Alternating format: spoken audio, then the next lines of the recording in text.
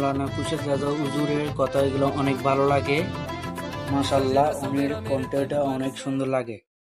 আরে আমি বলি কি জানেন, গৌসুল আজম মাইজভান্ডারি যারা মুরিদ হয়েছে তারা তো সুলতানের বেটা, তাদের কোনো টেনশন নাই। কি কারণ কি জানেন, আমার গৌসুল আজম মাইজভান্ডারি এক মুরিদ কবরে গেছে, কবরে যাওয়ার পরে উনি একটা জীবনীর মধ্যে আমি পেলাম, জীবনীর মধ্যে উনি বলতে লাগলেন, স্বপ্নে দেখলো, প্রশ্ন করেছে, প্রথম প্রশ্ন মান রব্বুকা, গৌসুল আজম মাইজভান্ডারি। সুবহানাল্লাহ বলবেন না? বলে গৌসুল আজম মাইজভান্ডারি। দ্বিতীয় প্রশ্ন করেছে, তোমার দিন কি? কয় গৌসুল আজম মাইজভান্ডারি।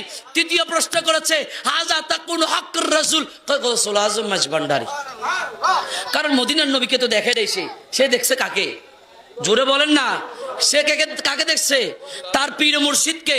তখন ওই ব্যক্তি বলতে লাগলো, এত মুনকার নাকিরের ওই প্রশ্নের সওয়ালে বলতে লাগলো, মুনকার নাকির বলতেছে যে এত মইয়তকে প্রশ্ন করেছি, কেউ তো এইরকম কষ্টের উত্তর দেয় নাই, তুমি কে?